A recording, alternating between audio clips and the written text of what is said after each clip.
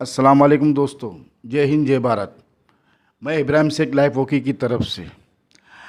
हम रोज़ किसी न किसी नए चेहरे के साथ होते हैं। आज हमारे साथ में, हमारे बीच में मौजूद है हमारे शिवसेना के युवा नेता थाना के शेख मोहम्मद कैफ, जो इस वक्त हमारे साथ मौजूद है। और कैफ मोहम्मद साहब से कुछ हम सिलसिले में कहना चाहेंगे और उनसे कुछ सवाल जवाब हम पूछना चाहेंगे। तो आपका बहुत बहुत स्वागत है हमारे लाइफ के प्लेटफॉर्म पे।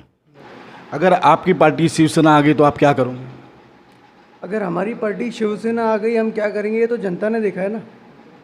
ये मुझे बताने की ज़रूरत नहीं है कि हम क्या करेंगे, ये तो सब जानते हैं। अरे शिंदे सरकार में अगर ये लोगों में इतना दम होता है, शिंदे छोड़ो वो लोग, मतलब क्या बोलूँ आपसे, ये तब तो कठपुतली है। अगर बीजेपी में इतनी ताकत होती, इतना दम होता, इतना काम किया होता, तो इनको ये सब करने की ज़रूरत पड़ती क्या? ये इलेक्शन का वेट करते, इलेक्शन लड़ते जीतते, लेकिन उन्होंने क्या करा? इन्होंने तोड़ा और सरकार बनाई। भाई साहब मुझे तो सेम वही सीन दिख रहा है जो आज़ादी से पहले था, डिवाइड एंड रूल। पूरे देश में वही चल रहा है, हर जगह सरकारें टूट रही हैं, नई बन रही हैं, संगठन तोड़े जा रहे हैं। ये सब इसलिए हो रहा है ताकि जितना भी विपक्ष है उसको दीवार से लगा दिया जाए और ख़त्म कर दिया जाए। मुझे तो बहुत भाई साहब ख़तरा महसूस होता है डेमोक्रेसी पे ये सब चीज़ें देखने के बाद। और अगर आप बात करेंगे कि शिवसेना ने क्या करा है, तो शिवसेना ने हेल्थ केयर पे, एजुकेशन पे, हर चीज़ पे, भ्रष्टाचार पे, रोड पे कितना काम किया है, बिजली पे कितना काम किया है। आप अगर देखने जाओगे तो ये सरकार कितनी पुरानी है, 1-1.5 साल हुआ है। 1-1.5 साल से ये सरकार अपने आप को संभाल नहीं पा रही। 16 महीने हुए केस चलते चलते। कोई हियरिंग हुई ढंग से? हाँ, स्पीकर साहब ने कुछ करा? सब कुछ सबके सामने है, किसने क्या किया, हमें बोलने की इतनी ज़रूरत नहीं है, ठीक है ना। सर, आपके अनुसार वर्तमान में जो ये महाराष्ट्र में सर्वश्रेष्ठ नेता कौन है और क्यों है? महाराष्ट्र में सर्वश्रेष्ठ नेता तो उद्धव बाला साहब ठाकरे हैं जी। और क्यों हैं तो इसका तो भाई साहब सिंपल सा जवाब है। उनके बाप कौन थे? बाला साहेब ठाकरे। बाला साहेब का खून है उनके अंदर, और उन्होंने जो महाराष्ट्र के लिए करा है वो किसी ने नहीं करा। उद्धव लोगों की जान है, उनके लिए लोगों का प्रेम आप रोड पे, सड़कों पे देख सकते हैं, वोट के अंदर देख सकते हैं, है ना। वो ताकत जो उनके अंदर है, वो ताकत कैसे आई? क्योंकि उन्होंने काम करा। उन्होंने काम करा तो लोगों ने उन्हें पसंद करा, समझे। एक नाथ शिंदे और इनकी पार्टी की तरह नहीं है यहाँ पर कि आओ ठगो और सरकार बना लो। कुछ टाइम की नहीं है, ज़्यादा दिन की सरकार नहीं है, सब खत्म होगा फिर हम वापसी लेंगे। सर, एक सवाल है, भ्रष्टाचार और महंगाई पर आप कुछ कहना चाहेंगे जनता से, आवाम से? भ्रष्टाचार और महंगाई है तो दोनों अलग अलग चीज़ें, लेकिन दोनों का तालमेल एक सही है। भ्रष्टाचार की वजह से तकरीबन महंगाई बढ़ती है ना। होता क्या है ना कि इस पर मैं क्या बोलूँ आपसे। अब महंगाई की आप बात करोगे तो महंगाई बढ़ाना घटाना ये ऐसा नहीं है कि कोई किसी के हाथ में रिमोट कंट्रोल है कि चाहे तो बढ़ा दे चाहे तो घटा दे, है ना। आप कह सकते हो कहीं ना कहीं कि टैक्स की वजह से महंगाई बढ़ती है, या फिर लिमिटेड रिसोर्सेज की वजह से, सोर्सेज की वजह से महंगाई बढ़ती है। लेकिन इस पे काबू पाना, इसको टेक्नोलॉजी के ज़रिए या मैनेजमेंट के ज़रिए ठीक करना, ये सरकार के ऊपर होता है ना। अब जैसे मैं आपको एक बात बताऊँ, मान के चलो प्याज के दाम बढ़े, टमाटर के दाम बढ़े, ये कैसे बढ़े? मैनेजमेंट की कमी की वजह से बढ़े ना। अगर आप किसी भी, मतलब आप मान के चलो कोई जगह है, एक फैक्ट्री है, उसके अंदर आप काम करते हो, बहुत बड़ी फैक्ट्री है पेपर की मान के चलो, और आप जो हो वो फैक्ट्री आपकी दुनिया में सबसे बड़ी है। आप जो प्राइस तय करोगे वो प्राइस चलता है। तो क्या अगर आप उस प्राइस के अंदर बढ़ावा कर देते हो, है ना, मान के चलो उसका लागत आती थी 12 रुपये, तुम बेचते थे 15 रुपये में, अब बेच रहे हो तुम 25 रुपये में। दुनिया की सबसे बेहतरीन कंपनी 25 रुपये में बेच रही है। लोग क्या करेंगे? आपसे पूछ रहा हूँ मैं, लोग क्या करेंगे? लोग महंगाई को देखेंगे, सस्ताई को देखेंगे। वो देखेंगे कि इतनी बड़ी कंपनी ने ये कर दिया, इसके अंदर कुछ तो बात होगी। मैं डायरेक्ट नहीं बोलना चाहता हूँ, लेकिन होता क्या है ना कि सरकार का जो केंद्र में बैठे होते हैं लोग, जो बड़े नेता होते हैं, उनका इन्फ्लुएंस होता है। वो कोई बात बोलते हैं ना, तो कहीं ना कहीं लोगों को ऐसा लगता है, जो उनके फॉलोअर्स होते हैं, कि इसकी मतलब कोई फैक्ट तो होगा, कोई तो वजह होगी जो उन्होंने ऐसा बोला। लेकिन असलियत में होता पता है क्या है? असलियत में बेवकूफ़ बनाया जाता है। असलियत में लोगों को, बेचारों को ठगा जाता है, उनके साथ इमोशनली खेला जाता है। और सबसे बुरी बात यही है, हमारा देश पता है किस लिए मशहूर है? दुनिया की सबसे बड़ी डेमोक्रेसी। लेकिन चल क्या रहा है यहाँ पर? चल क्या रहा है? ये हिंदू है, ये मुसलमान है, ये ईसाई है, ये सिख है। सब पहले मतलब पहले क्या था ना कि था, थोड़ा मतभेद था, लेकिन लोग मिलजुल के रहते थे। अभी तो ऐसा हाल हो गया है कि लोगों के दिलों में जहर भर गया है, और ये जहर भरने वाला कौन है ये सब जानते हैं। जिस तरह सर अभी आप युवा नेता बने हैं शिवसेना के, युवाओं के लिए काम करने के लिए, तो आज की पीढ़ी के लिए आपने क्या सोचा है डेमोक्रेसी के लिए? देखिए, पीढ़ी के लिए क्या, मैं खुद अभी इतना युवा हूँ, मैं अपने लिए क्या सोचता हूँ वो मैं अपनी पीढ़ी के लिए सोचूंगा, वो मैं अपने लोगों के लिए सोचूंगा। जितनी मेरे पास ताकत आती जाएगी मैं उस हिसाब से काम करता जाऊँगा। अभी तो मेरे पास कोई ताकत नहीं है, मैं तो एक छोटा सा मामूली सा नेता हूँ, है ना। एजुकेशन पे काम करना है। जो नए नए बच्चे निकल के आते हैं, मैं चाहता हूँ कि कुछ ऐसा हो कि जैसे नए नए बच्चे आते हैं ना, स्टार्टअप्स चाहते हैं, बहुत टेक गीक्स आते हैं, अलग अलग दिमाग के लोग आते हैं, ज़रा सी उम्र के अंदर उनके पास ऐसे ऐसे आइडिया होते हैं, दुनिया बदल सकते हैं, लेकिन उनको फंडिंग नहीं मिलती है, और सरकार की तरफ से कुछ मतलब ऐसा प्रावधान भी नहीं है कि उनको मिल भी जाए। आसानियाँ नहीं है। अगर आपके पास करोड़ों रुपए हैं तो आपके लिए करोड़ों रुपए लेना आसान है, लेकिन अगर आपके पास नहीं है तो आपके लिए बहुत मुश्किल है। कुछ ऐसा हिसाब होना चाहिए कि आपको सामने वाला जाए और उसको परखा जाए और उस पर पैसे लगाए जाए। क्यों पता है? क्योंकि हमारा देश इसी वजह से पीछे है। टैलेंट की कमी नहीं है, लेकिन यहाँ पे मदद करने वाले बहुत कम है, बहुत कम है, ना के बराबर है। जिस तरह आज की पीढ़ी को, युवाओं को बेरोजगारी तो जो चल रही है, तो उसकी वजह सबसे बड़ी है, देखिए, एजुकेशन सिस्टम के अंदर बहुत बड़ा फॉल्ट है।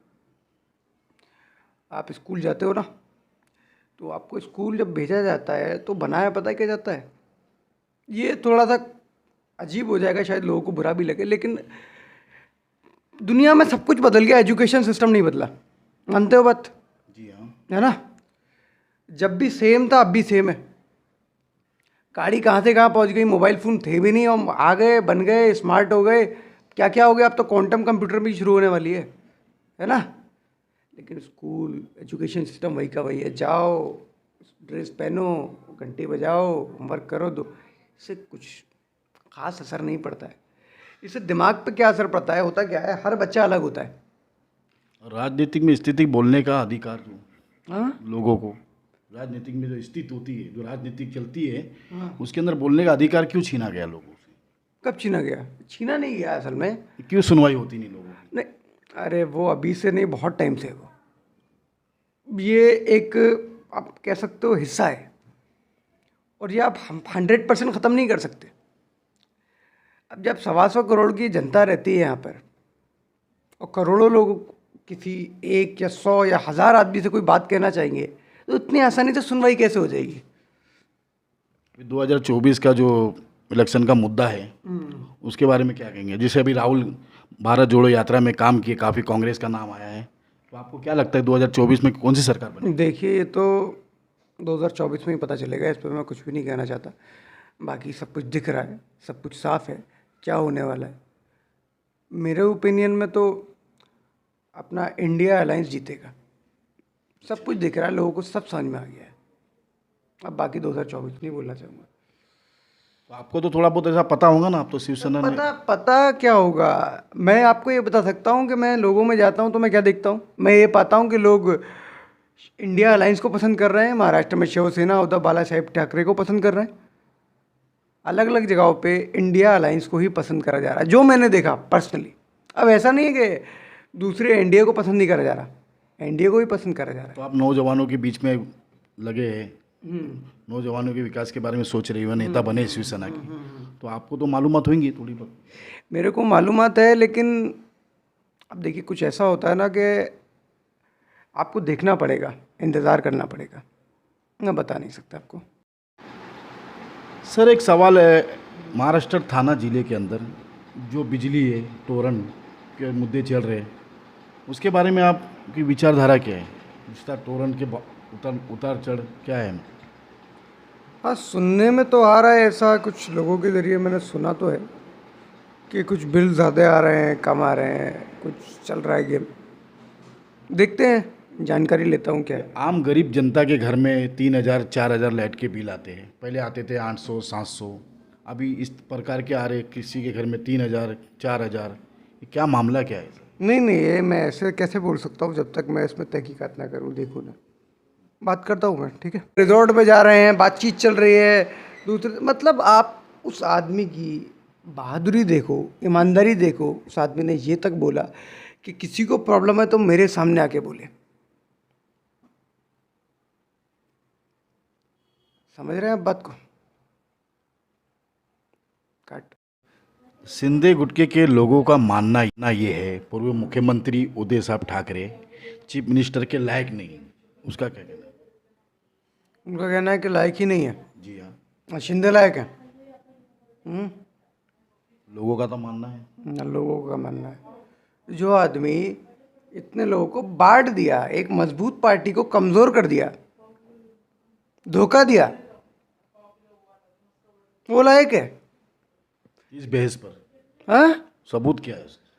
सब, अरे सबूत क्या है? अरे सबके सामने है भाई, धोखा दिया है, सब कुछ धोखा दिया है। काट के ले गया लोगों को, कहाँ कहाँ रिजॉर्ट पे रखा, बात हुई, लोगों से मिले, दूसरे दिन सबको पता है। मैं क्या बोलूँ अब इस पे? जिसको चुना लोगों ने उसको निकाल दिया गया। लोगों की जो पसंद थी, लोगों ने जो वोट दिया, उनका जो लोगों का हक है वोट देना। हम, ये कौन है? रिप्रेजेंटेटिव है लोगों के, लोगों ने चुन के उनको बिठाया। एक पार्टी आती है मजबूत, उसका नाम नहीं लूँगा मैं, वो आती है और लोगों की पसंद पे, उसके रिप्रेजेंटेटिव पे, वो जो चाहते थे उस पर लात मार देती है। बोलते जो हम चाहेंगे वो होगा। यानी डेमोक्रेसी पे कितना बड़ा हमला है। एक पार्टी जिसको लोगों ने बनाया उसको तोड़ दिया, और एक वो पार्टी बना दी जो लोगों ने बनाई ही नहीं थी, जो वो चाहते ही नहीं थे। ये कहाँ से आपको सही लगता है? डेमोक्रेसी में तो हर पार्टी करती है। अरे भाई कौन करता है? ये कौन सी डेमोक्रेसी है? हर पार्टी करती है। अरे यार, एक आप, हाँ, आपकी पार्टी जीतती है, स्टेट गवर्नमेंट बनाती है आपकी पार्टी, आप मुख्यमंत्री बनते हो, आप ही के नीचे का बंदा आता है जिसको एक सेंट्रल गवर्नमेंट जो है उसको कुछ भी करती है, सपोर्ट करती है, और वो आपके आधे ज़्यादा लोग काट के ले जाता है और वो सरकार बना लेता है। सिंधे गुटके ने तो अच्छे अच्छे काम किए लोगों क्या के लिए। अच्छे काम किए? क्या अच्छे काम किए? गिनाओ मुझे काम, क्या अच्छे काम किए बताओ। अच्छे काम किए तो तभी तो। अरे यार, ये तो वही वाली बात हो गई, अच्छे दिन आएंगे, अच्छे दिन आएंगे, विकास होगा। कुछ हुआ क्या? तो महाराष्ट्र में अच्छे दिन आने वाले 2024 में, अगर सिंधे गुटके आ गए तो। अच्छा, ये आपको भविष्यवाणी हुई है क्या, या उनको हुई है? भविष्यवाणी तो नहीं हुई, पर काफ़ी लोगों के हलचल मालूमात हुई है। अरे भाई साहब, लोगों के हलचल और मालूमात से आप ये अंदाज़ा लगा लोगे कि जो 15-16 महीने में नहीं हो पाया वो अब हो जाएगा। हाँ, ये खुद दुविधा में, खुद दिक्कत में, खुद केसों में फंसे हुए हैं। अपनी पार्टी को अभी तक ढंग से संभाल नहीं पाए ये लोग। तो अभी आपको क्या लगता है 2024 में? अरे आप ये सवाल कितनी बार पूछोगे मेरे से? अब क्या चाहते पूछना हो? जरूरी मतलब है ना। कॉन्स्पिरेसी चाहते हो क्या इस इंटरव्यू के अंदर? मैं नहीं जवाब दे रहा इसका, कितनी बार जवाब दूं? तो कुछ तो पता होगा आपको। अरे मेरे को जो पता है मेरे को पता है। आप प्रेस वाले हो, आप जाओ ना, आप सुनो मेरी बात, आप जाओ ना रोड पे, आप देखो क्या होने वाला है। हमको भी तो वही बात आती है ना, घुमा फिरा के। क्या बात आती है वहाँ पर? सिंधे गुटके सिंधे शिंदे गुट के आती है के वो। हाँ ठीक है, आप सर्वे करो, आपको समझ में आ जाएगा। आप जाओ सर्वे करो, अलग अलग ज़िलों में जाके आप सर्वे करो, लोगों से पूछो, लोग खुद बताएंगे। अरे जिसको लोगों ने पहले चुना, लोग अब भी उसी को चुनेंगे। अभी जनता ने भी आपको चुना ना, शिवसेना से। शिवसेना ने आपको चुना युवा नेता के लिए कि अरे युवा नेता के लिए चुना नहीं चुना, युवा नेता के लिए किसी को चुना नहीं जाता, ये एक अलग चीज़ है। इसके बारे में छोड़ दीजिए आप बात। आप अभी हम बात कर रहे हैं बड़े नेताओं की, लोगों की, समाज की। उनके हक की, गरीबों की। उन लोगों ने चुना उदय बाला साहिब ठाकरे को। अब एक आता हाईजैक कर लेता है, इलीगल सरकार बना लेते हैं। आप कैसे कह सकते हो कि वो ठीक है और लोग उनको कैसे ठीक मान लेंगे? तो हर लोगों का मानना ये तो अवाम का, जनता का, महाराष्ट्र के। यार आप थोड़ी रिसर्च करके आओ, देखो क्या चल रहा है। हवा में तीर मत मारो आप। हवा में तीर तो मारते ही नहीं है सर, पर जो देखते वही तो होता है ना। क्या देखते हैं आप? क्या देखा है आपने? आप ना रोड पे उतरे, ना आपने कोई सर्वे करा, कुछ करा? अगर करा है तो आपके सामने रिजल्ट होता, आप ये बातें नहीं कर रहे होते अभी। ये तो मुझे आपसे जानना है। अरे मेरे से आपको क्या जानना है भाई? मैं आपको बताता हूँ, इंडिया आएगी बहुमत के साथ 2024 में, बस।